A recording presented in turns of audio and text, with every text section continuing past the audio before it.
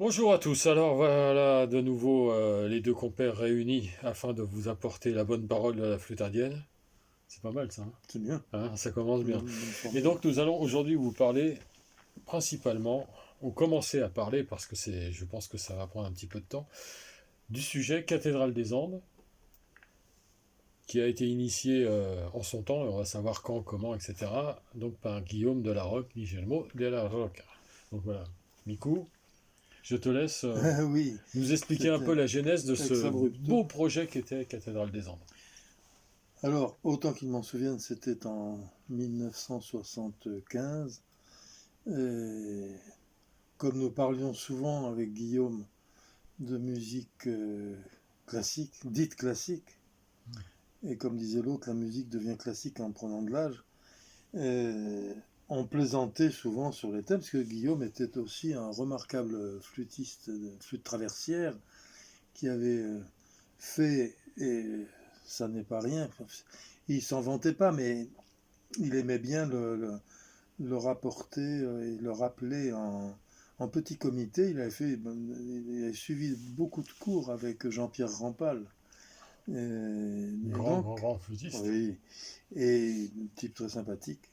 Donc nous parlions très souvent de musique baroque, de musique classique, et c'était l'époque où justement avec Jorge Milsberg, nous échangions euh, des idées par rapport à la musique classique, beaucoup plus qu'à la musique dite folklorique, parce que pour lui, pour Milsberg, évidemment, il n'avait pas forcément à en parler, mais il s'en ouvrait souvent à moi, et nous discutions de justement, en particulier, il m'avait fait connaître Domenico Zipoli, qui est un personnage extrêmement important dans l'histoire de la musique baroque, puisqu'il était né, Zipoli était italien et jésuite, installé ensuite à Cordoba, en Argentine, et c'est là où il finira sa vie. Donc il y avait un lien, effectivement, parce qu'avec Guillaume, comme Guillaume connaissait très bien, il était passionné de musique baroque, de musique classique, de musique même contemporaine dans certains domaines. Euh, et là, nous parlions, ça, il me dit, ce serait bien que un jour on fasse un concert avec orgue. Et c'est comme ça que ça s'est fait. Ben, il a rencontré une organiste qui s'appelle Marie-France Boudet Hmm. et qui était titulaire de l'orgue de l'église espagnole de la rue de la Pompe, à Paris, dans le 16e Hmm. arrondissement. Et c'était donc nous faisons la connaissance. Honnêtement, je me souviens plus très bien. Il faudra que je convoque mes quelques neurones et synapses encore en exercice. Encore d'active. Et là, et toujours est-il, je me rappelle fort bien la rencontre avec Marie-France, qui était extrêmement sympathique, très, très avenante, très spontanée. Et puis on se retrouve à l'église de la rue de la Pompe. Ouais. Euh, je me souviens, c'est une parenthèse, mais c'était pour moi, c'était une véritable épopée parce que ça me faisait prendre, j'habitais dans le 20e, Hmm. l'endroit que tu as connu, le Hmm. passage des Gorneaux, rue des Pyrénées, voilà. Ouais. Ça faisait faire pratiquement toute la Tout ligne pareil. 9, À la ligne 9, ouais. Quasiment. et ce qui était sympathique à Oui, l'époque. 25 ou 30 stations, quoi. C'est ça, Ouais, ouais, c'est ça. ouais, ouais. Donc j'avais le temps de réviser, de penser à des choses. Oui, mais aucun changement. C'est vrai, il n'y a C'est pas d'un de seul tenant. Et changement. c'est pas très loin du métro non plus, l'église. Donc ça va. Absolument. Donc, comme quoi, tu vois, la, la cathédrale des Andes, et il fallait bien que j'ai des Andes quelque part. Et je suis descendu rue de la Pompe, j'ai fait la connaissance, donc on a discuté avec Marie-France, et oh là, j'ai entendu, c'était un cavaillé-coll, l'orgue, très très très bel orgue. Euh, alors elle avait cette particularité de jouer mais sans pédalier. Donc les partitions, ce que je lui ai demandé pour les partitions, ce que je devais faire, j'étais pas habitué à écrire pour orgue, bien sûr. j'écrivais pour le piano, pour les instruments de l'orchestre, et encore, pas tous, parce que il m'est arrivé de progresser dans l'écriture, mais là, je restais très, très modeste, parce que je me disais, ok, elle me dit, t'inquiète pas, je n'utilise pas le pédalier. Ouais.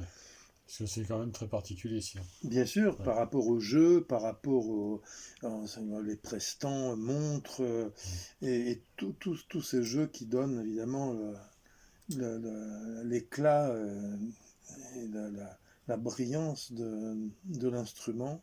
Alors, on se retrouve, on commence à répéter, et nous répétions souvent, Guillaume et moi, et aussi avec Daniel Darmezin, qui avait dû finir, oui, il avait fini, il habitait encore à Paris, et donc il avait fini son service militaire, je voulais dire, parce qu'il il a quand même terminé en 70, 71. Donc, on faisait des séances très sympathiques avec la quena. Comme on n'avait pas l'orgue, on pouvait, on l'imaginait, et puis nous nous sommes retrouvés un jour à l'église de la rue de la Pompe, l'église espagnole, et là nous avons commencé à travailler. Moi j'avais écrit des orchestrations pour guitare, pour quena, flûte traversière, et puis il y avait la flûte traversière. Il y a eu très vite un remarquable musicien qui s'appelle Julio Pardo, un Uruguayen, voilà, qui jouait pratiquement tous les instruments avant, très très bien la flûte traversière avec une grande élégance, et puis comme tu le dis la clarinette, basse. Je pense qu'il jouait du saxophone aussi. Alors, juste avant de couper pour revenir sur une autre chose, je me souviens d'un thème qui disait je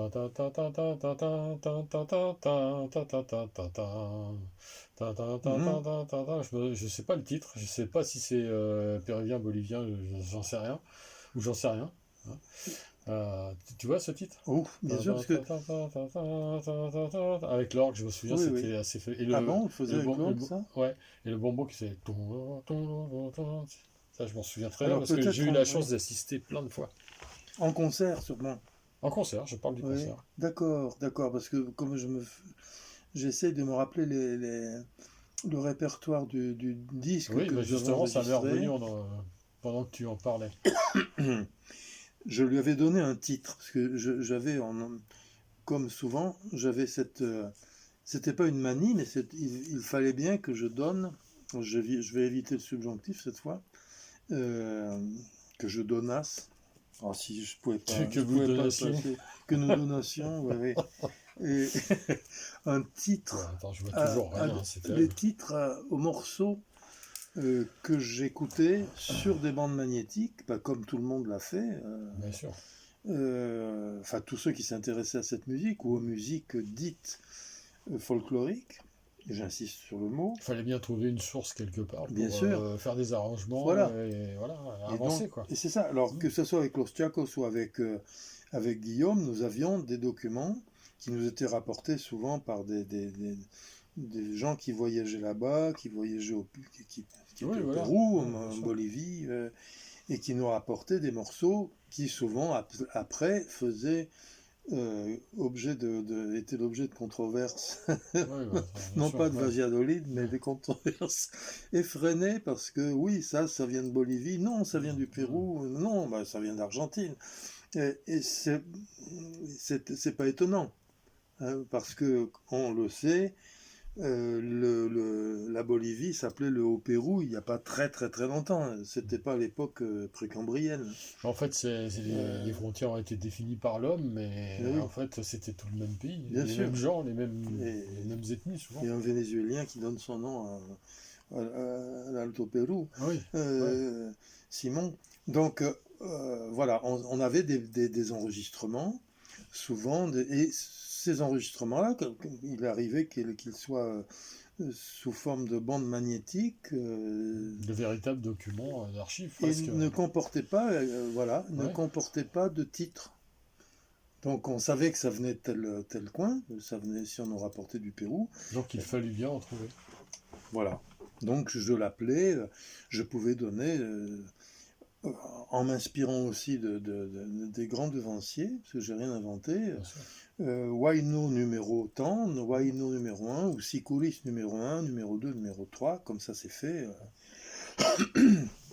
assez couramment. Ça se faisait. Et tata, je l'avais appelé, voilà, je lui avais donné ce nom, autant qu'il m'en souvienne. Et là, je compte sur la mémoire de Jean Bessalel, mon beau-frère. Canto del Lago. Je crois que je lui avais donné ce nom. Mhm. Et c'est évidemment un huayno qui devait venir du Pérou, mais les Boliviens diront sûrement qu'il venait de Bolivie, et le contraire.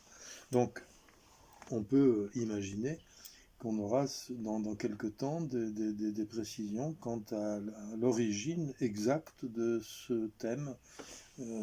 Effectivement, ce thème qui est très beau et que j'avais dû commencer à jouer comme ça au charango, pas en m'amusant, je ne m'amusais pas, j'essayais d'être sérieux. Non. On va revenir tout de suite.